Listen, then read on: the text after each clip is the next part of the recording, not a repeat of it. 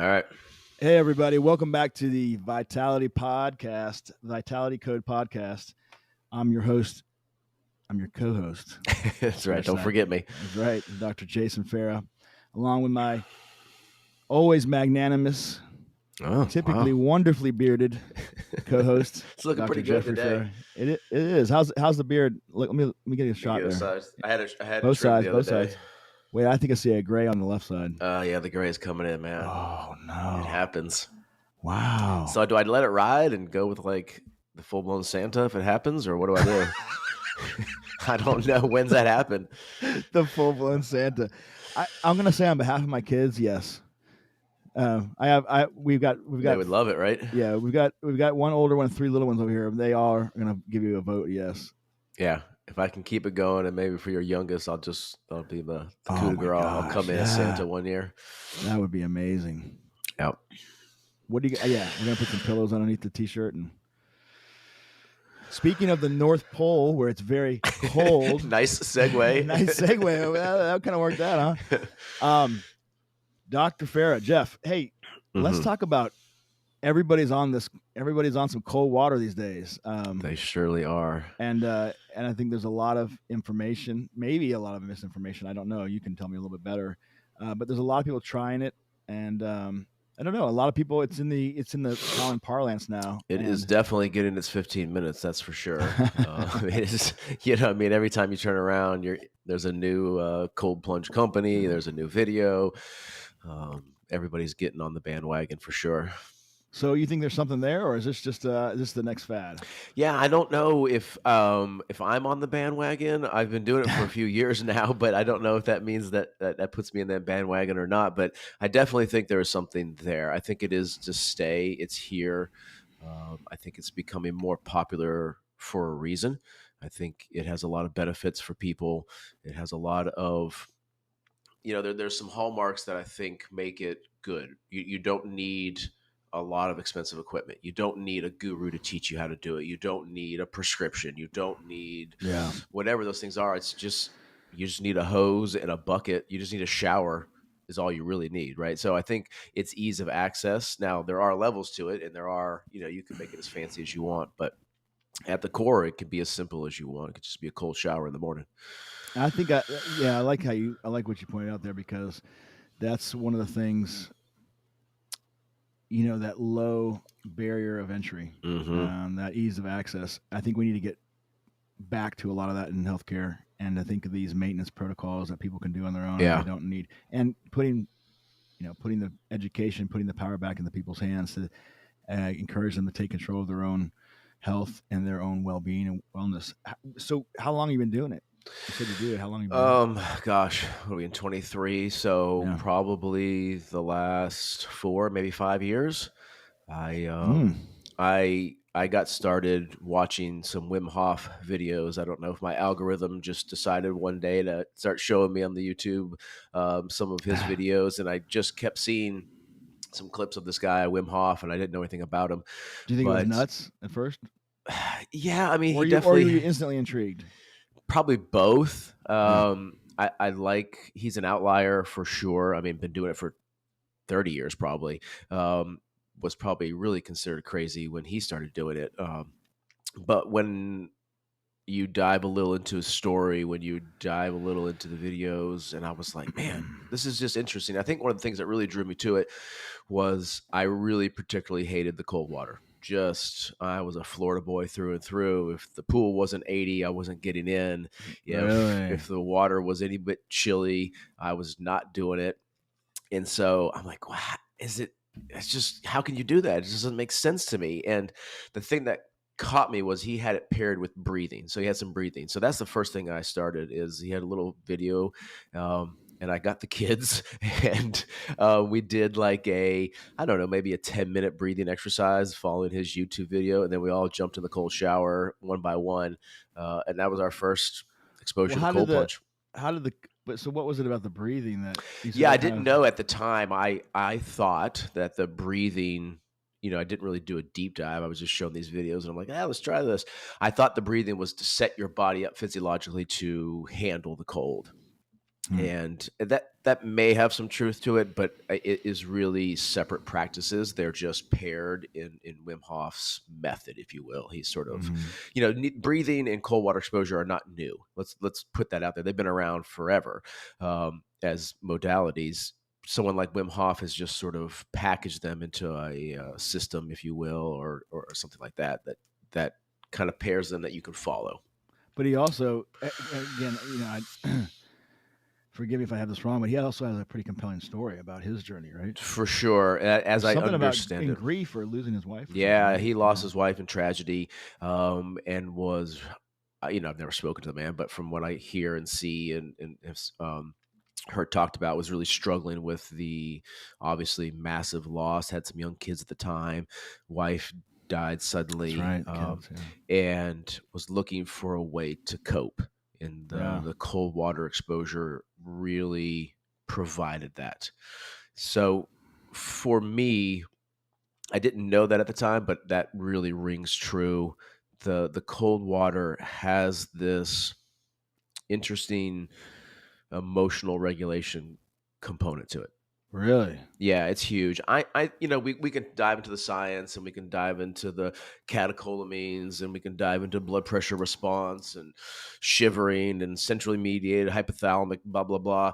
And that's all good and that's all interesting. But what I really see that keeps people coming back is this thing that you can't put into words, is this emotional regulation and this draw that people have to cold water exposure.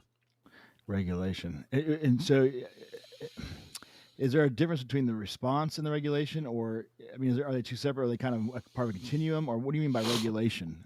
There It's is something controlling something, or it's a Yeah, there is something that happens. You just feel good after an intense cold water session. Well, I explain it to people this way. I've seen this with a lot of people. Like I've seen a lot of people. Maybe outside of a Wim Hof instructor, I feel like I've seen a lot of people's first cold exposure, and get to see their journey over years. Right, they're doing that in our center, and so I see how they change, and I get a bird's eye view. But everybody's first initial exposure is just really, really anxiety driving. They're nervous. They don't know what to expect. They get in there, or they're unprepared and they have sort of bravado to them. But once they hit 40-degree water, it pretty much has a universal response of a little bit of panic.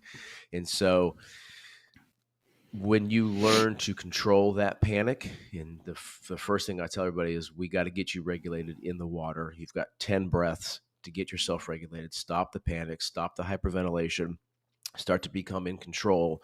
You settle into the cold water, and you learn to regulate your emotions, and you learn to regulate your response to an adverse stimuli, Mm. and then you get really, really good at that. And so I think that there's a crossover when life hits you with a tragedy, when life hits you with a stressful situation at work. You are now adapted to handling those types of situations.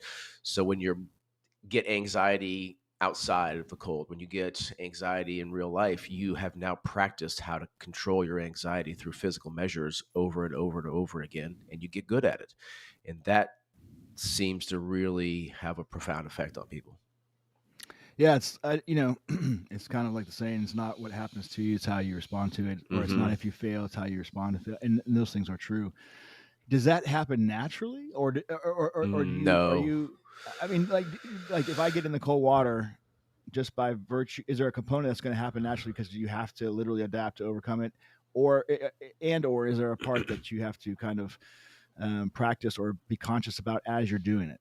I think both. I think, there's a lot of parallels to maybe exercise or other situations in life. But if you go into the cold and you keep going back to it, and nobody's told you what to do, nobody's told you how to maybe speed up the adaptation process, no one's giving Mm, you hints or tips, you're just doing this on your own, and you keep going back, you'll inherently get better through trial and error, just much like life, right? But if somebody gives you a few tips and a few tricks and a few concepts to understand, then your process is much quicker.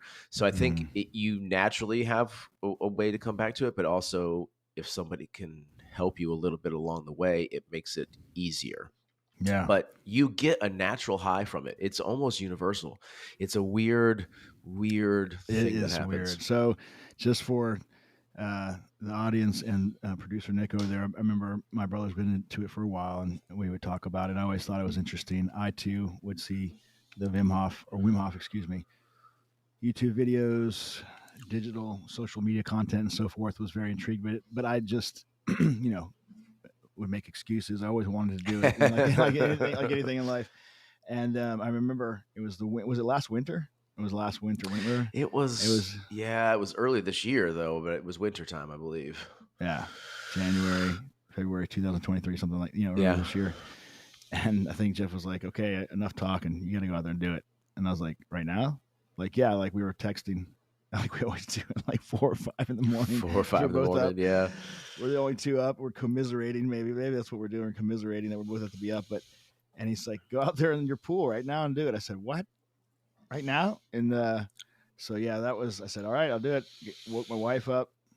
I said, "I'll take a video. I'll Oh, show you you." woke I didn't know you woke Yeah, Morgan up. yeah. Well, she gets up early. It's all right. Um, that was interesting. And it was brutal. Oh gosh, it was brutal. Yeah, And nothing prepares you for it. no, no, not at all. But the funniest thing was, um, I don't know. Maybe it was 3 hours later, and I was still talking about it. I was still on this high. I was trucking along, Mhm. and we know Huberman talks a lot about this, right? That there's this dopamine response, and oh Mhm. my gosh, not Yeah. only in the catecholamine adrenal response, I was sky high, and it lasted for hours, and I was Mhm. like, I've never experienced. Well, it was recognizable, like it's like, oh, I kind of miss that feeling. It's kind of like an exercise high or Mhm. some Like a type of runner's high or runner, yeah, but to me it was unique. It was the same but different. it was yeah. shades of shades of that, shades of other things, and it lasted hours. And Mhm. I felt like all day I'm running circles around everybody. And then 3 hours, 4 hours into it, it hit me because nothing had changed, and I was like, oh my gosh, is this the water?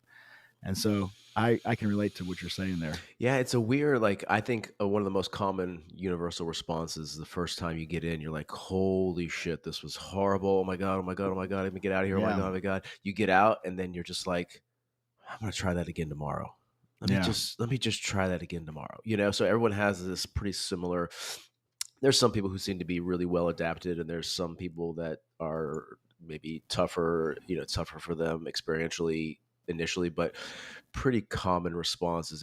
It's really shocking to everybody, but you get this massive dopamine response that is a nice, slow, steady curve. It's not a spike and a it was crash that is slow, right? represented by, they'll use comparisons to like illicit drugs or other things, and those tend to be a massive spike and crash, whereas the dopamine response from cold water exposure tends to be a different slope, a different curve, much longer lasting, Yeah, much steadier and slower decline.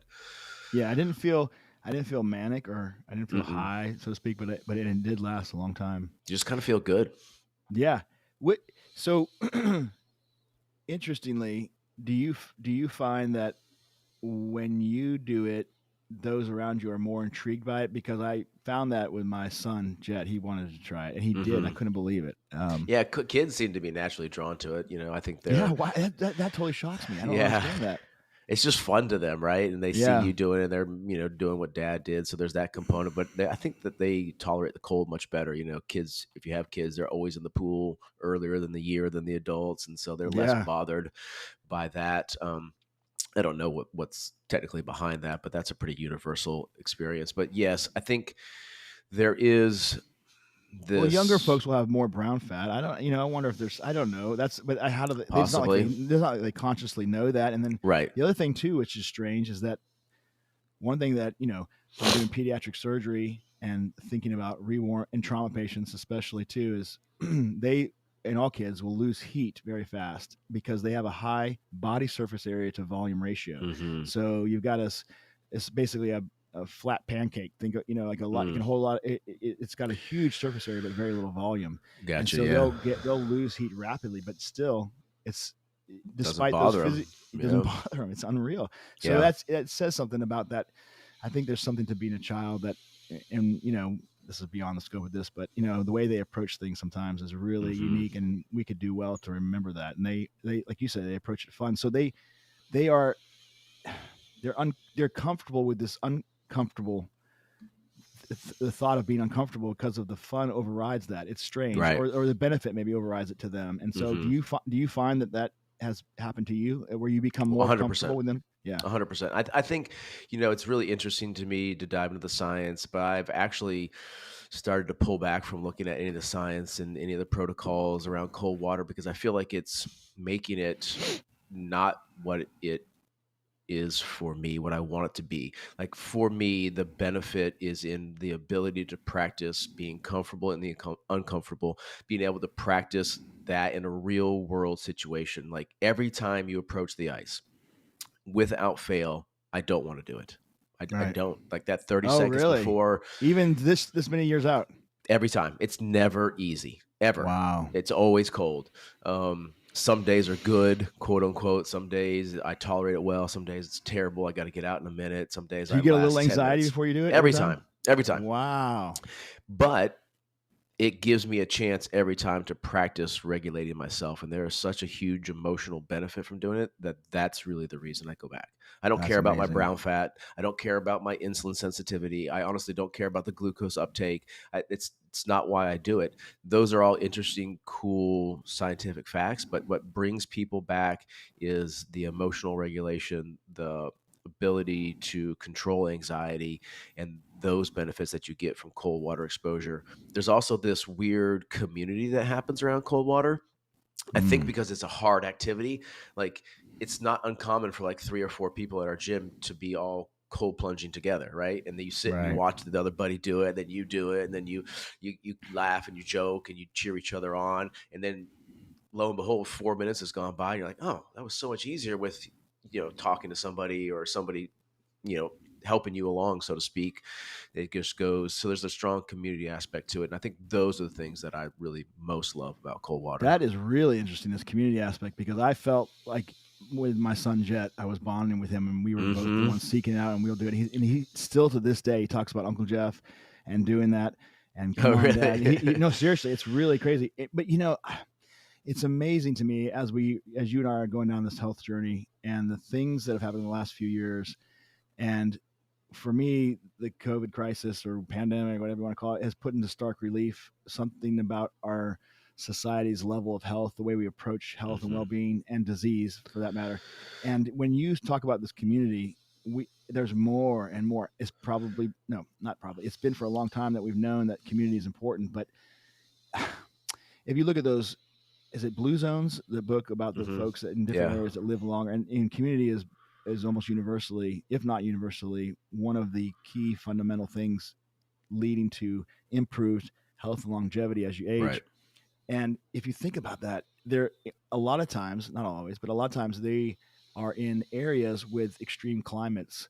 And it could be hot too, but you have to adapt. Hmm. But Wim Hof is Dutch, I believe, and you're thinking about. So I start to think about Nordic countries, and I wonder if there is some unconscious, even or subconscious bonding over the adaptation culturally among a group of people that bonds them together as a unique community that's overcoming the harsh realities. And we lose that as our life gets easier, like a lot Yeah. of things. Yep. And then we also lose that chance to be comfortable with the uncomfortable, because everything is about ease and everything is about comfort. Hmm. So much so it's become detrimental. Do you think that's wacky, or do you think that there might be something to that? No, I think there's definitely something to that. It's weird that we have gotten to a point in society where we have to purposely expose ourselves, willfully expose ourselves to hard, right? You're I not know. on a farm working 10 hours a day Yeah, with we a have to. I whole know, family but you that do. You have just to depend. purposely do it. But Yeah, now you have to purposely, I mean, I'm in an air conditioned office. I'm in an air conditioned house. I yeah, sleep at 68 degrees. I can make whatever I yeah. want. I can go out to eat. I don't have to cook. So Right. I have purposely found ways through exercise, so cold exposure, heat exposure, to purposefully and willfully expose myself to, you know, unfriendly environments, and they have a profound effect on my health and my well-being. Here's something interesting, and again, we're not going to get deep into science in this particular question, but do you, whatever it is, and I guess this is a little bit of a loaded question, so try to answer as objectively as you can. But it, well, I mean, just to be us, we have to be, we want to be scientists about it too. But if as objectively as you can, if you think about your pre cold water life and your post cold water life, would you say you have less URIs, less so physically less ill, maybe just small things, less aches and pains, maybe. How about also then as part of this question would be any kind of something that would be like anxiety would get you down or panic attacks. I don't think that you particularly suffer from those, but anything like that in that realm or anything that was a detrimental emotion, does that seem to have changed in your post cold water exposure life? 100%. Yeah, I think one of the things that really sealed the deal for me in but I think for me, cold water came with breathing, so it's hard for me to parse the difference out between which one of those Mm, is the major effect. There is definitely the Jeff prior to breath work and cold mm. exposure, and there's definitely the Jeff after. Oh, I was going really? through some pretty difficult emotional times and stress, anxiety driving times. I was waking up actually having panic attacks at night. Oh, Um, I just yeah, totally. So like I'm sorry, I didn't even realize that. so, but just from overworking myself and not knowing how to regulate this and it provided a great outlet during that, and I have really seen that in a lot of people. So yeah, it makes 100%, a difference in my life. It's probably something that I would not give up, regardless of what the science says, right? So those are the things I think that, like you said, COVID brought about this change, and I think one of those changes was people really became interested in the science of things, and they Yeah, started reading white science, papers and the follow the science. science. Yeah, But sometimes we forget that, like, just an objective view of you and your experience in world is a scientific experiment, and yeah, yes, I it yes, definitely improves my life, and I see it improve a lot of people's life. And so, and it's like you said, low barrier to entry, which is for me the biggest. I don't need some algorithm. I don't need some Horvath clock to tell me if my Q certain supplementation is taking years off my life because I'm following some buddy's supplementation regulation. It's just a cold shower, just tap water, and it wakes you up and you feel great. That's as right. simple as it is. Your body's Um, telling you. Your body's giving you all the science. yeah. It's that scientific feedback that you need. What? So how do you define it? I mean, can I just get Right. the What is tepid cold bath? water? Yeah. What? I mean, is it 0 degrees So, Celsius? What are we doing? yeah, the science, if you will, the research, the white papers, is all across the board. I think technically the most common, and really, I caution people about the science. You'll see people say, "Oh, you have to do it this way," and they're citing one paper, right? Right. Some one person wrote one paper that Very they don't know typical. anything Yeah. about, right? There's not that much quote unquote research, but the generally accepted term that I use is under 60 degrees Okay. is cold water. Now, I've seen research papers that did cold water exposure, and they started at 68 degrees, 60, and then right below in the high 50s, and that was their research article, and it was on cold water. But I think as we're coming more and more popular, as long as cold water is under 60 degrees. So you're and you're and do you, are you or should they say under 60 degrees and there should there be some response like an urge to get out? I mean, you're not Yeah, I going to like ask them, that. oh, are you shivering? Are you Yeah, or that's is a it good maybe one. I just think there should be, right? Because that's right? different. I started cold plunging, it was at 55, Oh which, wow. you look at some people, and, there is some like, oh, I want to do cold, or I want to do how cold you can get, and commonly we're doing Yeah. 30s and 40s now. But Ooh. like, so I've adapted, but 55 was where I started. It was brutal for me. Literally, it was just, and some people get in the 50s and they're like, no big deal. So I Were you do like that. I shivering? hadn't Were you thought of that. shivering the first time you did it? You think? For sure. Yeah, I have a Okay. video. I have to go back and look at it, but it was like I Oh had to really? work myself up. I thought it was awful. It was just like I had to like grip the sides, and um but Wow. I think that probably is, I never thought of it that way, but I think cold is defined by the person getting in and their Yeah. level of uncomfortableness. It should be an urge to get out, an urge that it's Right. cold, an urge that you want to say your body is telling you that this is not good, this is too cold, you should get out. Yeah. I think So, that's a we good. know that from in the we look at that in the critical care world a lot of time, poikilothermia and the response is that, shivering, the way your hair stands on end and those things. Okay. Mhm. So I know that so then I've got to get it 60 or under.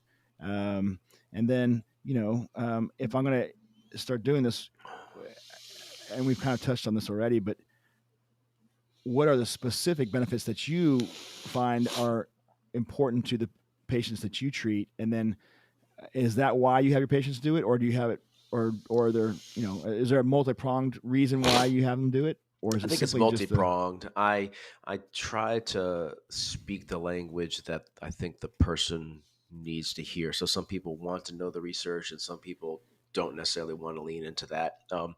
A lot of my So patients you who have, tailor it. yeah, insulin dysregulation, who are teetering on that metabolic profile towards diabetes, will speak to the ability of the body to utilize glucose better, to reduce insulin sensitivity. Or increase insulin sensitivity and have a better metabolic profile, an increase in brown fat that comes from cold water exposure. We'll Mm-hmm. speak to those. Then, if we are on the side of anxiety and patients who are maybe struggling with some of that aspect of emotional health and dysregulation, I'll speak to that side of it and the dopamine that comes from it. So, those are the big things those are the two camps that I sort of put things into.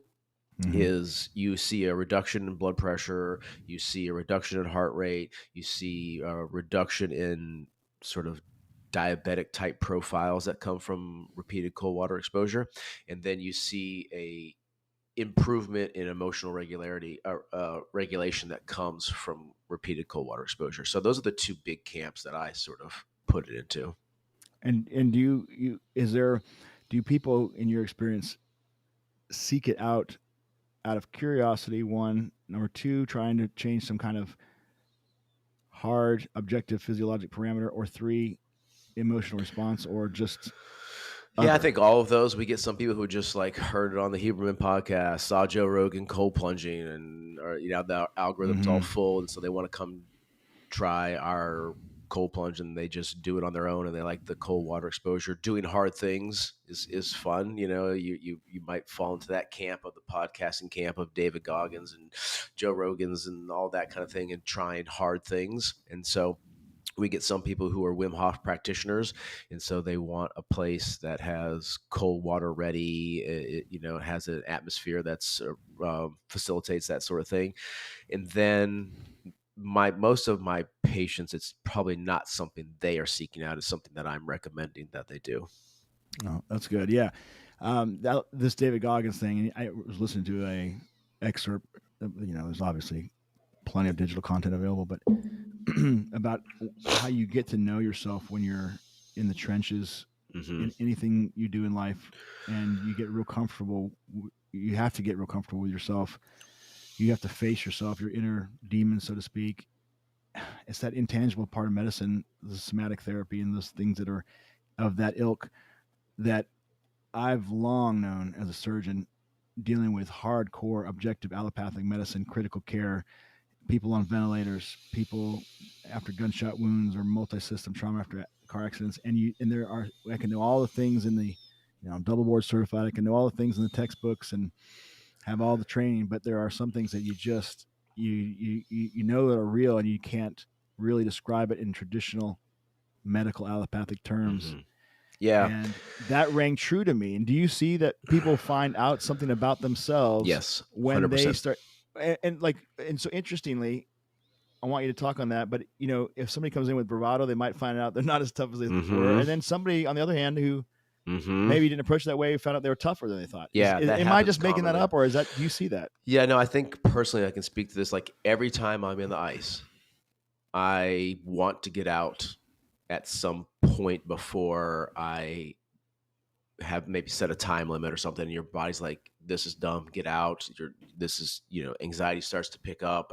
And you learn to calm that voice, and you learn to be okay, realize that you're safe, you're secure, finding that within yourself. And that's a practice session that you can relate and use it in the rest of your life, right? And so in stressful situations, to learn to calm yourself down.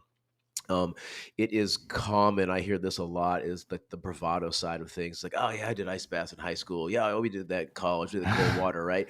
You may have put a foot in there. You may have put a knee in the cold water. You may have ice, Right, but a joint. I'm Yeah, telling you, when you fully submerge up to your neck in 40-degree water, it is eye opening. literally. Yeah. Yeah, it is shocking. Yeah. And then I've seen people who you would maybe describe as meek or not tough or don't have that bravado, and they just have an inner strength that they maybe didn't realize, and they are able to control, and it exposes to them something that was already there, and they get in this cold water and they're just champs. They're just like they've practiced this maybe silently throughout their life, and they just calm themselves down. They sit in there and they make it 3-4 minutes on their first plunge, and you're like, wow, that was pretty impressive. And they're like, really? I'm like, yeah, that's the first person I've seen this month be able to, their first time doing this without screaming. Wow. And I'm That's like, cool. you might look at me now, like our last big plunge, we had one of our guys leaving town and he got a job in Boston, and we did a big long plunge and we did 16 minutes in the cold water. And so they're like, Wow. oh, well, you did this long time. And I'm like, yeah, my Wow. first plunge was like 40 seconds at 55 degrees. And I was screaming and cussing the whole time and couldn't wait to get out. So like, yeah, you did awesome. You just did 2 minutes your very first time at 40 degrees. You're a It's champ. And amazing. it Yeah. kind of builds that confidence in that style of person. That's neat too, to be able to relate to your patients on that way and encourage them and show them some things about themselves that they may not have otherwise known. And I think that's an important thing, I think, in medicine that we overlook. Yeah, my sometimes. wife, Stacy, she uses the cold plunge frequently in her somatic work. And when patients come in, and she has this certain subset of patients who are always on, always going, solving problems, kicking ass in life, doing, Mm. doing, doing, doing, doing. So when Mhm. they come into a session, they have a hard time blocking all that out. You put them in cold water, and suddenly the world just goes right to the here and now, Yeah. right? It doesn't matter what happened in the Yes. boardroom. It didn't matter what Yes. happened outside. Talk It about didn't living in matter. the moment. That's a Boom! It, really it's it really yes. centers them. I was like, oh wow, that's interesting, Stacey. That's a pretty interesting practical use to the cold water, right? She doesn't care about what it does for their brown fat. She's not worried about maybe their dopamine. She's like, I'm just using it to center that person to the here and now. Now let's Wow. begin the session. You're And here, what you're a present. day and age to do that, because golly, our phones, our TVs, Mm-hmm. listen to podcasts in the car. Right. Keep listening. We don't want you to stop listening. But I mean, taking the time to exclude and build a hedge around your brain and exclude all the Mm-hmm. excess noise and be in touch with Mm-hmm. yourself and live in the present, because that's so important.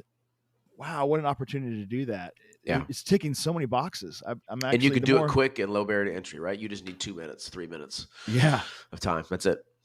that's amazing. So if I think about like how much should you do, this is a common question that I get, and the answer is to just do it. I always just tell people, just get in. Start at a minute is a great time. The data, I say that with air quotes, the little bit of research that is out there says up to like 11 minutes a week spread out over 2 to 3 sessions seems Okay. to be an optimal for the physical responses. How I many don't minutes at a think time? 2 to 3 minutes at a time Okay. for a cumulative effect of around 11 minutes Okay, I seems see. to Okay. be, which is not much over the course of a week. You're looking at 2 to 3 minute sessions each time, but that's just for one parameter that this one study looked at, that this one researcher was looking at. It doesn't address any of the other multitude of benefits. So I just tell people, just do it. I have a rule. If you're with me on your first plunge, we're doing a minute. Okay. That's that you don't get out until a minute's over. And I do that just to start to set the mindset and set the framework that there's a goal that needs to be attained. You can do it. I'm here with you. I'll give you a few tips and a few tricks. And then you're going to set that intention. You're going to get in the cold water. And you're not coming out before a minute. Now, I And don't hold people down, but yeah. you set a timer and you're like, you can do this. Trust me. And you just arm them with that information. And 99.9% of people do longer than a minute their first time. And I've got to ask you a question. I've got to ask you this. It's been so intriguing to me. No, it's really you're my brother, I'm naturally going to be drawn to what you do. But just to give you a compliment, I mean, I hope that it's a compliment. I mean, we'll see. But when I look at these videos that you have online of you doing the ice therapy with folks, I noticed that you bend down. Mm-hmm. You usually will grab on either side of the ice bath container with them, and you get right down to the level where they are at and right next to them. And it looks to me, I don't know what's being said, but it looks to me like you're talking to them in a calm, slow, reassuring voice, if I had to guess. Mm-hmm. And I don't know what's happening because I can't hear the video, but I look at their response. I see how they respond, and they change a little bit after that. And to me, it looks like you're getting in touch with your patients. And I got to tell you, I'm really impressed with that. I'm really moved by that. That's and here's another thing. All my training, it was, you can't get in touch with your patients. You got to Right. be distant from them so that you can treat them. And if you get too emotionally involved, you won't be able to treat them. And I think there is something to that, to a degree. But if you take that to an extreme, I think that's bad too. And so you miss an opportunity to connect with somebody on a deeper level like that, and take them, and you're going to go through this journey with you, and we're going to do this together. I'm going to help you. You've got to do it, but I'll be here to guide you and help you. What are you doing during those sessions? Am I right in seeing that, or Yeah, I what's kind of being have said? developed a little loose protocol for people's first cold plunge, or people who are nervous or want to try it or whatever it is. But we sometimes do a quick 10-minute breath work, sometimes not. If not, what I generally tell people is we just talk about a few of the concepts, like this water is going to be shocking. You can't prepare for it, but understand that. So when it happens, you're not surprised by it. Okay. You just be ready for that. We set the intention that it's going to be a 1-minute plunge. No matter what, you're going to do 1 minute. Tell yourself that. Tell yourself that several times. I always tell people, whatever we're going to do in terms of submersion level, like if you want to just stand in it, we're gonna stand in it. If you're gonna go down to your neck, we're gonna go right down to your neck. So we don't put 1 foot in, 1 foot in. Okay. Like, so we set that intention. We talk about it. Okay, you're gonna go up to your neck. Okay, so you're gonna step in. You're gonna go right to your neck. No You let them pausing. do whatever they want to do, but whatever they commit to, they have to go right to that. Right. We Right? talk about it, and if they're super scared, they've never done this, or there's some reason, okay, we say, all right, we're just gonna stand in the water, or like, no, I want to try this. Whatever reasons, we're gonna go up to your neck. Okay, and we kind of pick that out, and then we go immediately to that. The next thing we do is we take 5 big deep breaths. And we take a big inhales, big exhales. Is this before you get in the water? Before you get in the water. Okay. On your 5th inhale, big inhale, you push it all out and you hold your breath as you step in and submerge to the point that you decided, right? Because what the water does is the water immediately makes you hyperventilate. Right. So what I have found is that if you are getting in on an exhale, physiologically, you're holding your breath, you need to inhale. The water triggers that no matter what. So you're sort of working with that. So you take this big inhale, and immediately, first breath, it starts to regulate you. Versus if you're just like, hey, getting in, talking, I get in, I'm like, and then you start hyperventilating. Yeah. But if you get in on an exhale, you've held your breath for 5-10 seconds and you step in, you physiologically need to breathe in. And you need to breathe in big, and then boom, our goal is to regulate your breathing into a slow, deep, rhythmic fashion in 10 breaths. That's my protocol for somebody. Within 10 breaths. Within 10 breaths, right? Okay. So it's going to be a little, and then they start to slowly take big inhales, big exhales, because the breath work can control your panic perception, right? It's still just as cold, it's still just as jarring, but if you utilize your breath to calm your physiological system down, your mental system will follow suit. But if you let that breath get out of control, that starts to induce the panic, that starts to induce the mental panic, that starts to induce all these physiological and emotional responses that tend to lead people to freak out and jump out. So do people say, or do you know, or you yourself, can you replicate that even when you're out, if you reach another panic state or anxiety sometime elsewhere in your life, that day or another day or what have you, can you call upon that breathing? Yeah, I don't know that I've gone that far with people, but I think what I tell people is you practicing this and learning to get good at controlling and regulating yourself in very uncomfortable, panic-inducing situations will cross over to your life and to other areas that are, talking to your boss and you're nervous, talking to your kid and you're having an argument and you get worked up. You just instinctively get good at calming yourself down, subconsciously almost, not necessarily consciously. Have you had anybody have a strange emotional response during or after? Crying or there's tears sometimes. Really? Like tears of relief. That's not as common as you see it during breathing. Breath work is the one that really induces an emotional, significant emotional response that people are very unprepared for. Yeah. Really? Significantly. I know this podcast is not about that per se, but can you just real quick delve into that? What, I mean, is that before Yeah. the breath work they did before, or is that they're just doing breath work on their own outside of the cold Well, therapy? we do so in some of the classes I lead, we generally will combine breath work, cold, and hot. Those are the three Okay. big that I combine in my classes, so to speak. And sometimes we do breath work sessions outside of a class or outside of a cold and hot, just a breath work. But a a breathwork session has the ability to significantly shut down some of our brain centers that are preventing us from feeling certain emotions. So when you calm that down and disassociate from that active control, a lot of emotions come up. Yeah. Significant emotions, tears, anxiety, fear, repressed memories. It's all pretty common. Wow. Wow. Really? Yeah, And is there breathwork a is pretty profound. that's I had no idea. I really, is it cathartic? Is there a 100%. catharsis? Yeah. Wow. Yeah, I did some holotropic breathing. I went to New Hampshire. There was a gentleman, Jeffrey Warren, who was leading a class, and that's about a 3 to 4 hour intense breathwork session in one Yeah. sitting. I would say I equate it to maybe like a year of therapy in that session. Mhm. Wow. It Really? just, yeah, like a weird things happen, altered states of consciousness, emotional release is quite common. I went into it really blind and not knowing what to expect, and you have to be open. And I just took the approach like whatever happens, happens. I'm here for the journey, and it was probably one of the more profound moments of my That's life. fascinating. All right, we're gonna have to table that topic because I want to come Yeah, back to yeah, we that. go down that That's rabbit hole. really well. You got me excited about. That's interesting. Okay, so your protocol is it looks like it's 2 to 3 minutes for 11 minutes a week. Do Yeah. you say I don't know? It sounds like about 5 days a week, or are you doing it every single day? No, I tell people like you want to get in at least 3 days a week. That's my, the to a certain extent, more frequent is better. I have found it seems to be more frequent, shorter sessions is better than longer, profoundly, struggle sessions. I do those maybe once a quarter where we do really long sessions, 10, 12, 15 minutes. Those aren't very common. The like, I feel good. I got a boost. I conquered the day. I feel really good. Those sessions are like 2 to 3 minutes in some cold water. You're Okay. in, you're out, you dry off, you get on with your day. Do you always pair it with breathing? Not always, but commonly.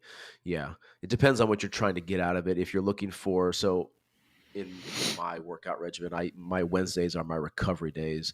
And so we do breath work, we do cold and sauna, and that's like my midweek. I beat myself up at the gym. I've done some jujitsu. I'm recovering, regulating my brain and my body and my physical and emotional self, and then I go on with the rest of the week. But a lot of guys will just come in. It's their afternoon cup of coffee. They just pop in, hop in the cold plunge 2 to 3 minutes, boom, they're back to work, and that's their utilization of it. It That's just sort of awesome. wakes them up for the rest of the day. A day, yeah, without needing the coffee. Excuse me, without needing the coffee, all the calories Yeah, potentially, and the crash. crash, and the yeah, that's Yeah. really fascinating. So you have folks actually do that, huh? Oh yeah, 100%. I tell people really the sweet spot seems to be under that 3 minute session. You start pushing 4 and 5, then you're really cold the rest of the day. Sometimes you get a little sleepy because your body is using all this energy to warm you back up, and it can make you a little bit tired. Absolutely. So when you're pushing 5 and 7 and 10 minute plunges, I don't think they're necessary on a day to day basis. Okay. And then, what about people that have never done it before? What are the tips that we need to just to get started? How do we start doing this? Is it kind of what we've touched on already, or Yeah, I think you first thing is hop in a cold shower. If you don't have any access to anything, hop in a cold yeah, shower. that's Cold easy. shower is Yeah. pretty emotionally tough. Like for me, I think people don't realize like usually we take really hot, relaxing showers. So you take Yeah, this nice environment where you're getting your day started and you that's flip true. completely like a cold shower is pretty tough. Good way to start to get some exposure.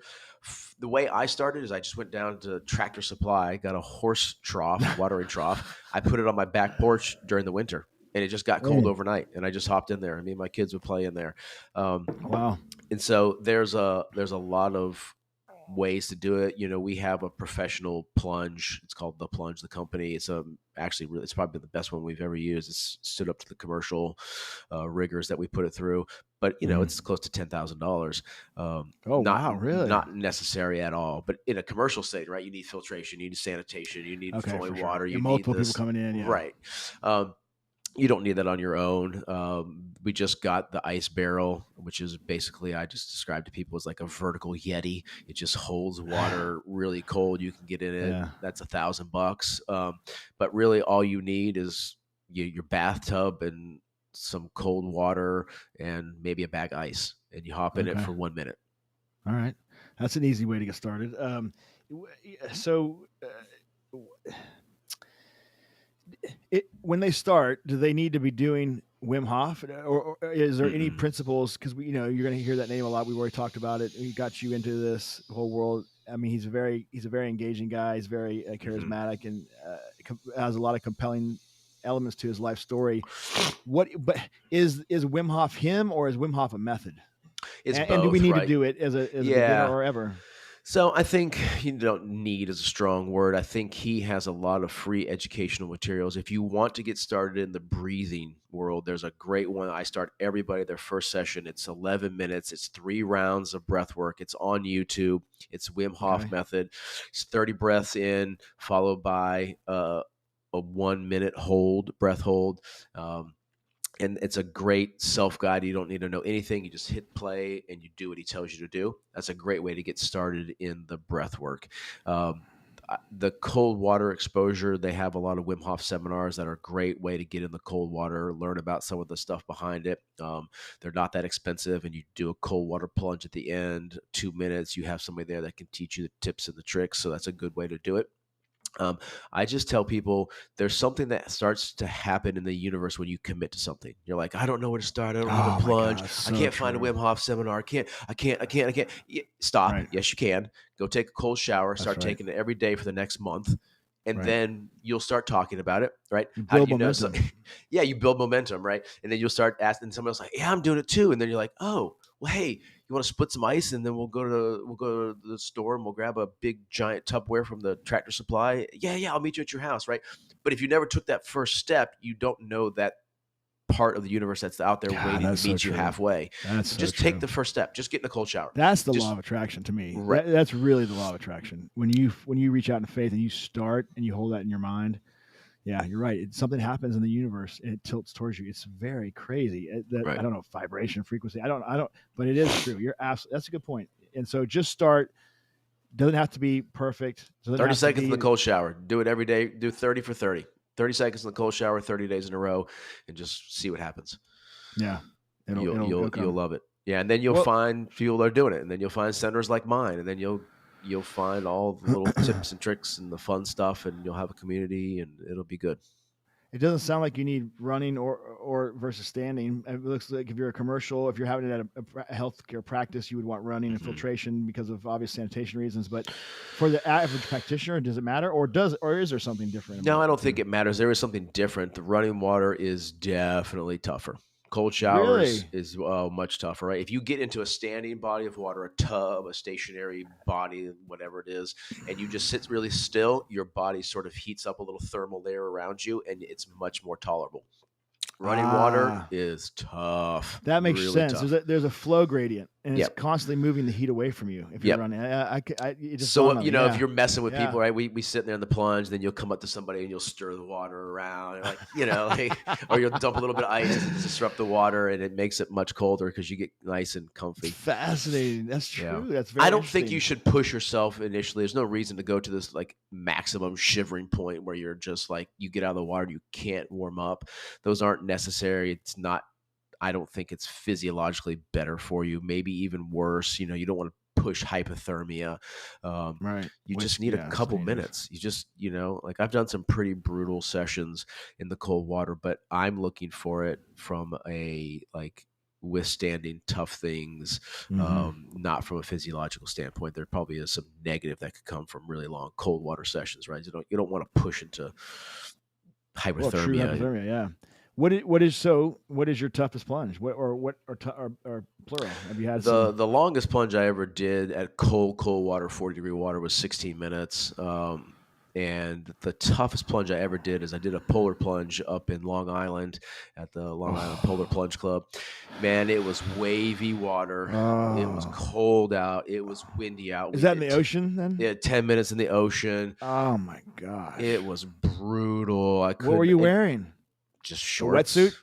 But it was the water Oh, temperature was only in the 50s, God. like 51, but for some reason, it was just brutal. I don't know if the salt water, it was crashing on you. I couldn't find a comfortable spot. I got out, the wind was blowing. But Jeez. it's weird. It's like, it's that what I call second degree fun, right? I don't talk about the ones that were super easy, right? I tell stories about the one that was terrible, you know what I mean? Like, so Right, that's I get to true. relive it. And I want to go back and do it, but God, but running water, ocean water, much, much, much tougher.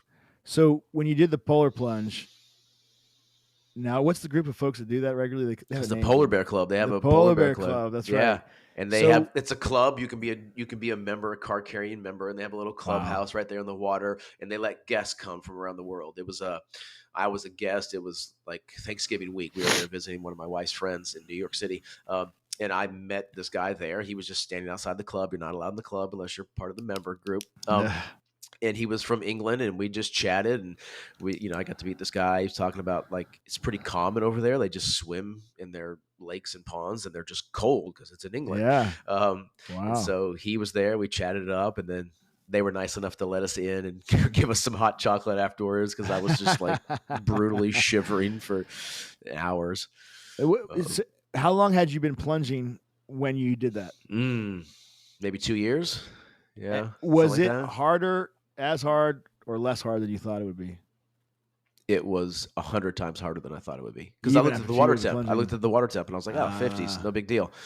yeah. But I don't know, that ocean, just like, it was a wavy day, windy day, and they were crashing on you, and you couldn't touch Was your face because salt water. I just couldn't get ah, comfortable. It was great to have about 25 people around me. I wouldn't have made it 10 minutes without them.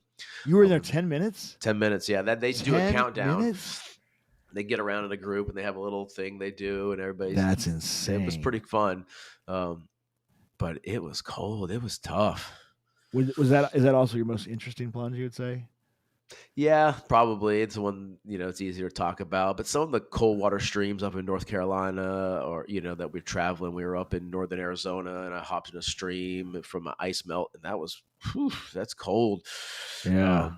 It's really nice to be in the sun. I like plunging outside much more than I do like plunging inside. There's just something about being in nature, even if you're in a cold water commercial tub, but you're outside and you have the sun shining on your There is face. something about that, It isn't that? warms you up. It feels good. You can make it much longer. Isn't that interesting? I mean, again, it's those common sense cues from your body that this is right, this is good. And Hmm. I've heard Huberman talk about that a lot lately, and I love that because I think even these, he's a PhD from Stanford or wherever he's at, and Yeah. I mean, there's something to these common sense physiologic cues that I think we shouldn't ignore.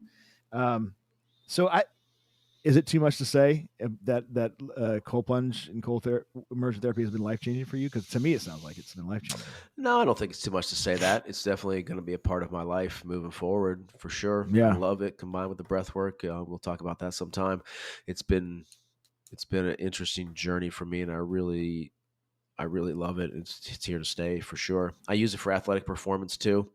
do There's a you? little bit of everyone wants to talk about the data on that, and should you or should you not cold plunge after a workout. I tell people, stop worrying so much, just do it or don't do it. Right. But if you're truly looking for a hypertrophy workout and you want to build as much muscle as possible, probably shouldn't cold plunge after a workout Right. because it Right. limits that response. However, everybody that I know and that does it, none of us are going to the Olympics.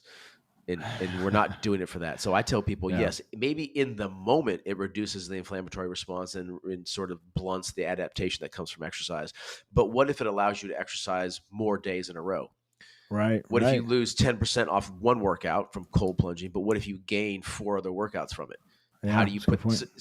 That's the you corollary. Yeah. can't always look at just this finite. We try to break things into science in this one moment, this one thing. Um, I go to jujitsu and I jump in the cold water afterwards because it really helps my body not feel beat up afterwards. If you truly wanted to do a hypertrophy maximizing workout, just give your body 3 to 4 hours after that workout before you cold plunge. Right. If you want to work out multiple times per day or multiple days per week and you're struggling with that, then cold plunge after the workout. Okay, and they'll give you a boost, a dopamine boost, and mental energy. There's It's like nothing a better. pre-workout Yeah, almost. it is. It's like a pre-workout. It's great before a workout for sure. It's much better than a pre-workout. But after a workout, it does this weird thing where it washes the crap of that the toughness of that workout is gone instantly. Mm-hmm. Like you just dive in there and you're like, whew, I feel refreshed. Just 30 seconds. You're not going to blunt Yeah, any adaptations with 30 seconds of cold water, right. but you feel like, oh, yeah, that was an awful sprint, horrible burpee thruster workout, and I kind of just forgot about it, 30 seconds in the cold water. So I'm able to now recover much better and get to the next workout. So there's a interesting special that's being run on National Geographic for the last year on longevity. It's the I'm blanking on the actor who plays Thor. Mm, What is it? yeah, I know what you're talking Chris about. Hemsworth, right? Yeah, Chris Hemsworth is a great special. He does cold therapy, and it's just as one of the sessions or one of the videos. And there's a lady in there who talks about her issues with chronic pain, and she tried Mm-hmm. everything she could. And when she got into cold water as a last ditch effort to control her chronic pain, or rather her response to chronic pain, she started crying because for the first time, those Mm-hmm. spinal thalamic tracts were interrupted, and all she could deal was with the cold, and the pain was gone. And Yeah. the more she used it, the better off she got off of whatever, narcotics or opiates or drug regimen she was on, and started using cold therapy. Do you see Mm-hmm. that in your practice at all for pain, I or do. We does don't deal with a lot of sound? chronic pain Yeah. patients in my practice per se, but there is a definite blunting effect to pain, like shoulder injuries, knee injuries. That's one of I used it heavily when I tore my meniscus and was really Ah, struggling with that. It just felt great in the cold water, and it felt great for hours afterwards. And I wasn't icing my knee; I was getting cold water completely. wow. But I would do some of my what we call terminal knee extensions. I would do them underwater for a minute or two. Um, yeah, there's another good one on Netflix about an underwater cold diver. So they cut Huh. holes in the ice and they're underwater. How long can you hold your breath, but Well, in she cold was water? one of those. Yeah, Yeah, that was maybe it was the yeah, same one. Maybe they briefly yeah. mentioned her, but same thing. Yeah, just really chronic pain. Who just really fell in love with it. There's a certain subset of patients that just seem to be drawn to the cold, Yeah. and I Well, think due to their positive response. it sounds like we all should be trying this Mhm. out. I mean, Yeah, I at think least it's a try it. great thing, and if nothing else, you just get to try something hard, and it's like a great cup of coffee. If that's all you did about it, take a cold shower in the morning, and you felt better when you got to work, super easy, cheap, free. Why not try Yeah. it? Why not try it? Yeah. All right, man.